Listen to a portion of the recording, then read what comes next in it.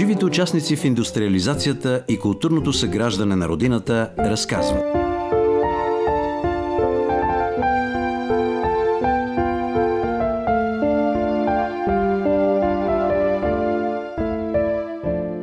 Основа за една добре развита хранително-вкусова промишленост е наличието на мощно селско стопанство като доставчик на суровини, растителни и местни, на машини и технологии за преработка, на системи за съхранение, както и на развита мрежа за оттъргуване на храните на вътрешния и по възможност на външните пазари. Производствените възможности на раздробеното ни и технологично изостанало селско стопанство са повече от скромни. По обеми и качество на продукцията сме назад в пъти от развитите страни. Трудът по обработката на земята, обирането на реколтата и за отглеждането на добитъка е почти 100% ръчен. Първична преработка има само на млякото. Зародиш е консервирането, защото бурканите и бутилките са предмет на скъп внос. Външно-търговската ни листа е твърде постна. Яйца, сирене около 40 тона годишно, ябълки около 5000 тона годишно, малко живи животни, зърно, тютюн, пашкули. България обаче е само източник на хранителни суровини, но не и реален износител. Цялата експортна продукция се изкупува още на вътрешния пазар от чужди фирми. Главно германски, австрийски, чешки и италиански по занижените вътрешни цени. Печалба от износа за българския производител няма.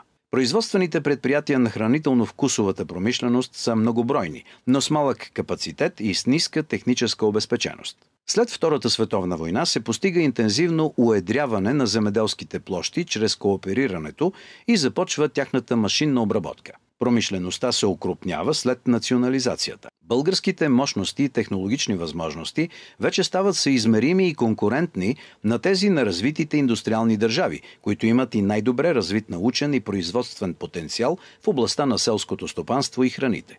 Българската земеделска наука се нарежда сред тези на най-добрите в света – Холандия, САЩ, Съветския съюз, Франция, Чехословакия, Канада. България става третата страна в света, която произвежда храна за космонавти. Тя е продукт на Института по криобиология и лиофилизация София. България първа от държавите в Източна Европа закупува лиценз и организира производство на Кока-кола в Пловдив. България превръща своето кисело мляко в световен продукт. Българското саламурено сирене става продукт за интензивен износ в Източна Европа, Германия, САЩ и много други. България организира и експлоатира втория по мощност океански риболовен флот в Източна Европа след този на Съветския съюз. Основа на силно развилата се консервна промишленост е водещата позиция на България в производството на плодове и зеленчуци на глава от населението. Българската консервна промишленост е една от водещите в Европа. В страната работят над 40 големи консервни фабрики. 17 от тях с капацитет над 50 000 тона годишно производство. Например, витамина Кричим достига годишно производство от 96 000 тона. Общото производство на различните видове консерви достига до 980 000 тона. В мегакомбината Витамина в град Стамболийски работническият щат е над 3000 души. След приватизацията се стига до 150 малки предприятия с около 150 000 тона продукция годишно или спад с 6 пъти на производствените количества в сравнение с тези от периода 1985-89 година. България, която беше втора сила в Европа след Италия, вече няма производство на доматено пюре.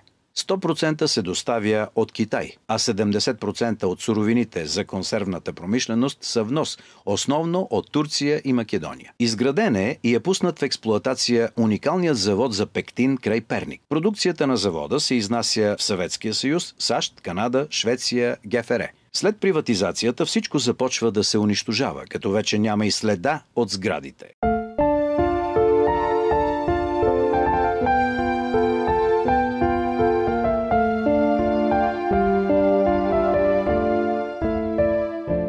Няколко думи за стопанско обединение растителни масла и протеини. Значи това беше една холдингова структура, за времето на социализма нещо много, по мое мнение, много перспективно и проспериращо като структура, защото включваше в себе си 14 поделения, които бяха стопански единици, производствени единици, по-точно казано.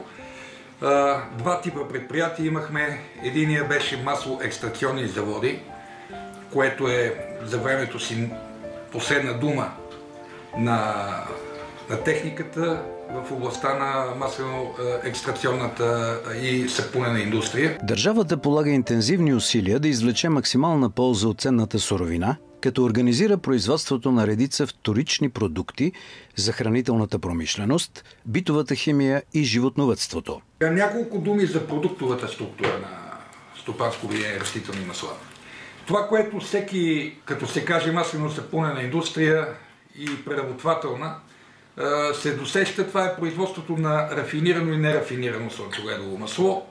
Кюспе и шрот, това са 4 основни продукта, които и до ден днешен се произвеждат в този тип предприятия. Освен олио, промишлеността дава буи, сапун, масла, маргарин, фуражи. Те се произвеждат в заводите Оргахим Световрачене, Нива Костинброд, Калиакра Добрич, Гаврил Генов и Николай Чилов Костинброд и други. В Калиакра произвеждахме маргарин. Маргарин също така се произвеждаше и в Стара Загора. Основната суровина на маргарина е твърденото масло, което ние също произвеждахме в Костинброд и в Бисер Олива Стара Загора, откъдето се доставяше в Добрич и в Добрич се произвеждаше един от най-качествените маргарини. Той до ден днешен запази името си Калиакра, само че вече не се произвежда в България. Започва либерализиране на износа на маслодайни семена и секторът започва да изпитва затруднения. Наред с този и други фактори, това води до загуба на десетки пазари в страните от Балканите и Русия. Неизвестни за широката публика са субпродуктите слънчогледов тахан, костен желатин и лецитин, които имат своето място в експортната листа на България. Произвеждахме нерафинирано соево масло, което отиваше в Гаврил Генов, основно суровина за производство на алкидни смоли, днешния Оргахим. Самият соев шрот отиваше в Правец, в фуражния завод. Той беше изключително модерен за времето си. Соевия шрот е много важна компонента в комбинираните фуражи. Незаменимите аминокиселини. България произвежда средно 450 000 тона растителни масла. От тях 200 000 тона отиват за директен износ. Лецитина се произвеждаше в Стара Загора и в Костинброд. По това време останалите балкански страни не са имали такъв износ по второ направление. Значи, безспорно ние основно продавахме на Балканите. Продавахме в Гърция и в Турция. В Албания продавахме също, но там беше по-сиска програма. Те купуваха рафинирано масло от нас в големи количества. Нямаха собствено производство. Български фирми провеждат успешна приватизация и защита на българския пазар от недоброжелателни чужди инвеститори. Такова предприятие имаме в Ямбол, Папас Олио.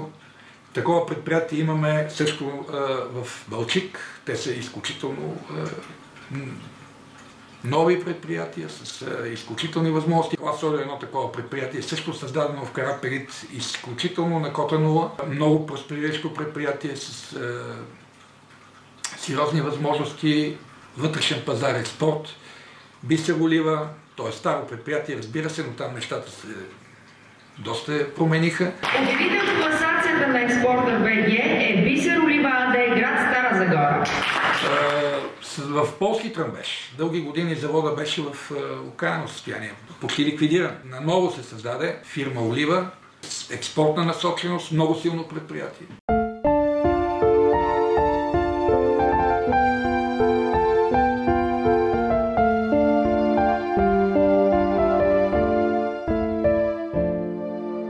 В Брюксел е основано дружество Български захарни фабрики и рафинерии. Главен акционер в него е групата Солвей, ръководена от Ернест Солвей. В присъствието на княз Фердинанд е открита захарната фабрика в София. По онова време тя е най-голямото промишлено предприятие в страната. 21 сгради с обща площ от 120 декара. До войните годишната консумация на захар в България достига 15 000 тона. Максималното произведено количество у нас е 5000 тона на базата на захарно цвекло. 10 000 тона се внасят.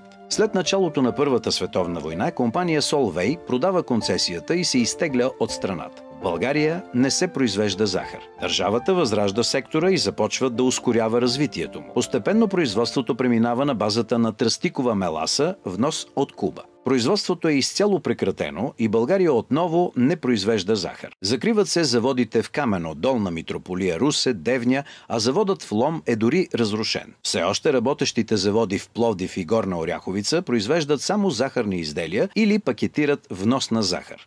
България е един от най-големите производители на тютюн в света. През 80-те години страната се нареди на 9-то място в света и 3-та в Европа по производство на цигари. При износа на цигари за лидерството се съревноваваме с САЩ. България заема първо място по износ на цигари в света. Годишният износ на Булгартабак възлиза средно на 845 милиона долара. В системата работят 18 000 души и произвеждат 20% от стоковата продукция на хранително-вкусовата промишленост. Това представлява 50% от целия аграрен износ. Постепенно се прекратяват дейността на Булгартабак и 23-те предприятия са преобразувани в самостоятелни фирми. Нарушена е пазарната среда от нередовното изкупуване на тютюна и крайно ниските изкупни цени. Винодобивът в България е сравнително стабилен отрасъл. България излиза на първо място в света по износ на десертно грозде. Тези традиции са доразвити и разширени в периода след 1945 година и са основа за бума на българското винопроизводство и експорт на световните пазари. България един път заема второ място в света по износ на вино след Франция и е един от 5-те вносители на вино в Великобритания.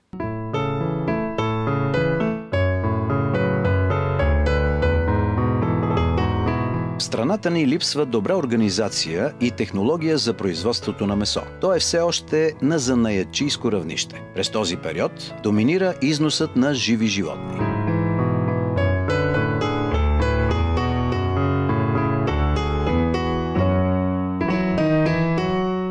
Тези цифри илюстрират възможностите на българската месна промишленост в различните периоди. Месодобивът възлиза общо на 49 000 тона. Във военните години скъпият фураж и недостигът на месо довеждат до изколването на по-голяма част от добитъка. Месодобивът у нас е спаднал до 34 000 тона. Създават се нови и големи промишлени месодобивни и месопреработвателни центрове. Създаден е Институтът по месопромишленост. Създава се Държавното стопанско обединение Родопа. Месодобивът достига до 550 000 тона. Местните продукти нарастват на колбаси 135 000 тона, местни консерви 120 000 тона, шунка 600 тона. Най-големите месокомбинати с годишен капацитет от 36 000 тона са в София, Добрич, Враца, Пловдив. В резултат на зле проведената аграрна реформа, значителна част от добитъка е изклан и продаден. Докато през 1989 година сме нетен износител на месо, то в годините след това и особено след 2007 година ставаме нетен вносител на месо. Преобладаващо вносът се осъществява от страните на Европейския съюз. България е горда с доктор Стамен Григоров, който разработва въпроса за млечно-киселата бактерия, наименувана от научния свят Lactobacillus bulgaricus. Страната ни има природната даденост да е най-добрата в производството на киселото мляко в света. В България има малко над 3000 частни мандри, обработващи 200 000 литра прясно мляко. След национализацията протича процес на уедряване на мощностите. В град Кула е пуснат в действие първият в страната модерен завод за преработка на мляко в масло, сирене и кашкавал. Създаден е научно-изследователският институт по млечна промишленост, по-късно ситуиран във Видин. България трябва да излезе скоростно от полузанаятчийския етап на млекопреработка. Първата задача на института е да проучи състава и качеството на млеката, сирищната мая и закваските.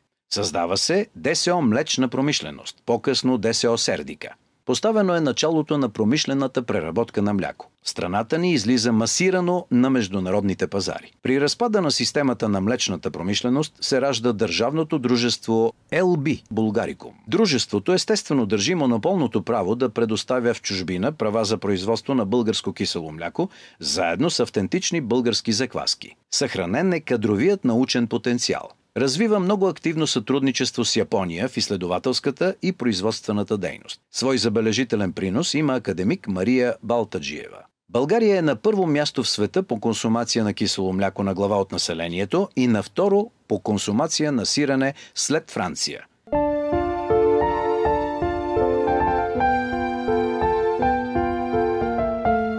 Как създадохме и загубихме океански риболов? Създава се една от перлите на българската промишленост – държавното стопанско предприятие Океански риболов. По това време малко държави в света притежават океански риболовни флотилии. Това са САЩ, Съветският съюз, Великобритания, Китай и някои други крупни държави. Сред тях не са страни като Франция, Италия и Испания. Как България успя да осъществи океански риболов? Това е възможност да създаде. Определено трябва да се каже. Без никакви такива политически подбятания. Съветския съюз помогла на България да бъде организиран океански риболов в България. Включи се междуправителственото споразумение, в което Съветския съюз от своя лимит кораби, които стоеше в ГДР, предостави 20 риболовни кораба на България с кредит 40 години. Извън това, от Полша предостави 5 хладилно-транспортни кораба, пак от своята квота. По отношение на организацията, България беше включена в състава на съветската флотилия. През лятото на 1977 година от Атлантика в Мурманск, Баренцово море, бяха прифърлени два от нашите модерни полски риболовни кораби. Работехме предимно през времето на полярната нощ. Ние стигахме до 75-я паралел с недостиг на кислород, температури на водата до минус 4 градуса, външни температури минус 38, минус 40 градуса, но улова вървеше много добре. Ние ловехме предимно мойва. Трюмовете бързо ни се пълниха и предавахме в открито море на съветски хладилни транспортни кораби. От този улов българската държава печелише много добре, тъй като мойвата тогава се водеше за една от деликатесните риби. Ловувахме в Северно море, Южна Африка, Централна Африка, Англия, Аржентина, Уругвай, Перу. Това са райони, където имаше присъствие българския океански риболов. В океански риболов работят 3500 души. Реализира се $150 милиона оборот и печалба около $10 милиона годишно. Количеството уловена и преработена риба средногодишно е 147 000 тона, от които около 100 000 тона за българския пазар и до 60 000 тона за износ. Захранва се фабрика Славянка в Бургас, най-голямата рибопреработвателна фабрика в Европа. Правото на квоти за риболов в Световния океан и до днес е предмет на остри спорове и ограничителен режим. За да риболовиш в Световния океан, всеки не може.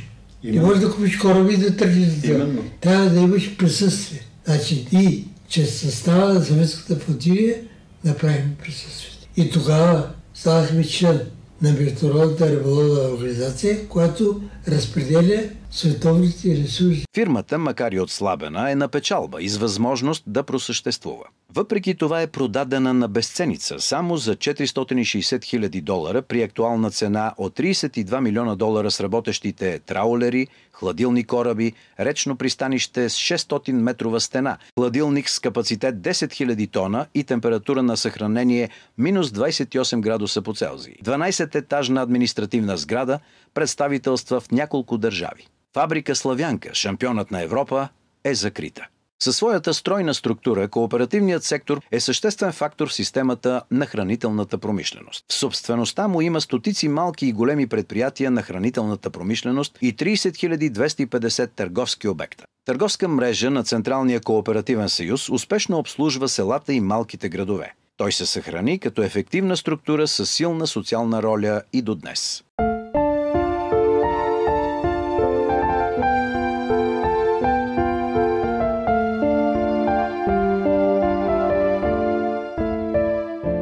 Българската държава осигури стабилна научна подкрепа на отрасъла. Формирани са институти към БАН и образователни звена.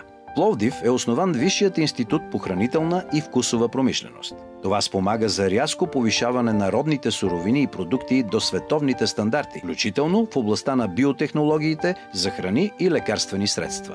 През 70-те години това вече е факт. Към отрасловите сектори млекопреработване, месопреработка, винопроизводство, пивопроизводство и тютюнопроизводство заработиха научно-изследователски звена с модерни лаборатории. В началото на 80-те години България беше третата страна в света, след САЩ и Япония, която започна производство на иновативни биотехнологични продукти с приложение в ветеринарната медицина. Така че да се избягва приложението на хормонални препарати. През тези години ние не използвахме хормонални препарати за лечение и стимулиране растежа на животното. Нашите продукти не отстъпваха по качество и бяха равни като показатели с американските. Монополист в Европа беше американската фирма.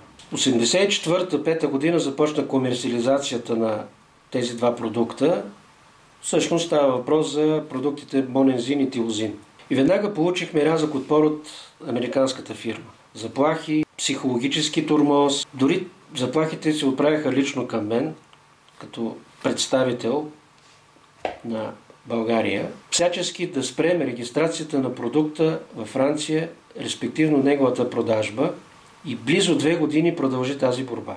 Ние не се подадохме на тези заплахи, провокации и благодарение помощта на френските бизнесмени, приятели на България и мълчаливото съгласие на френската администрация, продуктите бяха наложени на френския пазар. Всичко това говори за успехите на биотехнологичната продукция в страната и може би тук можем да споменем и имена като Иван Андонов, генерален директор на Фармахим, господин Жгумов, тогава другар Жгумов, директор на Биловет, като Вълов на Разград, като координатора с големи заслуги в тази област, съветника на министър Панков на химическата промишленост Или Илиев. Имахме НИХВИ, научно-изследователски химико-фармацевтичен институт с ръководител старшия научен сътрудник Агайн. Звеното, което тогава допринасяше за технологичното развитие на България, беше научно-техническото разузнаване. То осигури във висока степен необходимите машини, поточни автоматизирани линии, пастюризатори, хладилни системи и прочие. Заводите са организирани в обединение Хранмаш, съответно в Стара Загора, Хасково, Пловдив, София и други градове.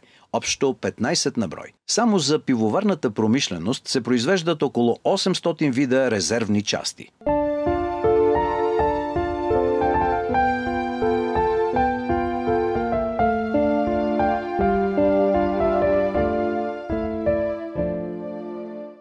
Производството на хлебозаводите е осигурено с специализирани български машини от град Кубрат. В Търговище се произвеждат промишлени хладилни системи за вътрешния пазар и за износ. Нашите инженерингови фирми изграждат големи предприятия на хранително-вкусовата промишленост в арабския свят и в Африка. Българската стъкларска промишленост е водеща на Балканите. Тя осигурява необходимия амбалаж за консервната и винената промишленост в размер до 2 милиарда броя бутилки и буркани годишно. Днес тези заводи са изцяло чужда собственост. Металургичният гигант Кремиковци усвоява производството на бяло тенеке за млечната, местната и консервната промишленост и елиминира скъпия внос. Днес България внася отново тези материали от чужбина. Нашето селско стопанство произвежда продукция, образно казано, за изхранването на 3 Българи. На тази основа страната успешно затваря пълния производствен цикъл на своята мощна хранително-вкусова промишленост. Тя напълно задоволява вътрешния пазар и буквално залива част от източните пазари. От товарните летища българската чартърна авиация извършва около 15 000 международни полета годишно с продукти на земеделието и на хранително-вкусовата промишленост. Високата ефективност и добавена стойност идва от износа на краен продукт, а не суровината за него. Например, от 1 кг тютюн за 4-6 долара се произвеждат цигари за над 100 долара. След приемането ни в Европейската общност, умните страни като Гърция, САЩ и Германия настървено изкупуват и малкото останал наш тютюн и ни го връщат във вид на скъпи цигари. България е нетен износител на хранителни продукти. България отново е нетен вносител, както преди 1926 година. България е на 10-то място в Европа и на 15-то място в света в световната класация за производство на месо на глава от населението с 104 кг при средно 32 кг за света. Тя е пред повече от 190 държави, сред които Великобритания, Италия, Швейцария, Германия, Испания. Потребителите на страните от бъдещия Европейски съюз, САЩ и България, са подсигурени средно с 3593 калории. Този показател за България се понижава до 2400 калории. Българският държавен стандарт, БДС, е изработен от отрасловите научно-изследователски институти, Институт по месото, Институт по консервна промишленост и други. Влаганите суровини до 1989 година са естествени, пресни, не се използват синтетични отцветители, не се използват консерванти и добавки, удължаващи срока на годност, забранени са добавките, засилващи и модифициращи вкуса и аромата на крайния продукт.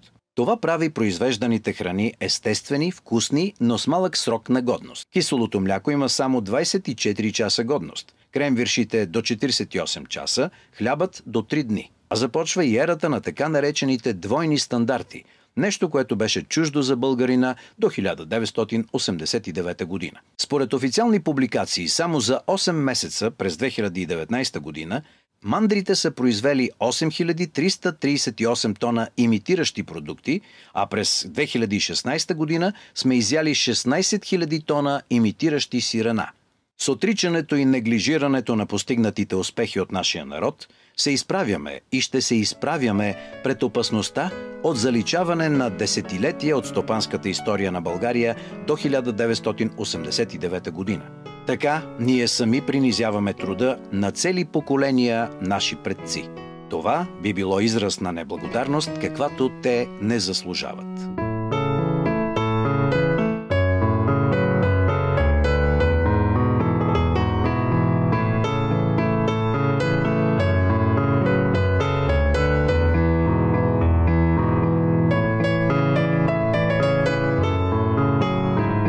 За 40 години в България се въведоха в експлоатация над 2500 завода.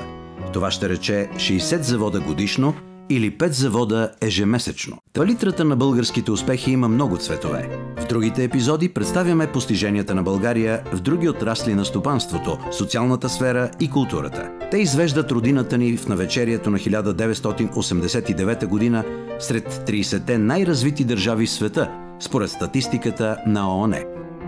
Тази документална поредица се посвещава на няколко поколения българи, които вградиха себе си в темелите на модерна България.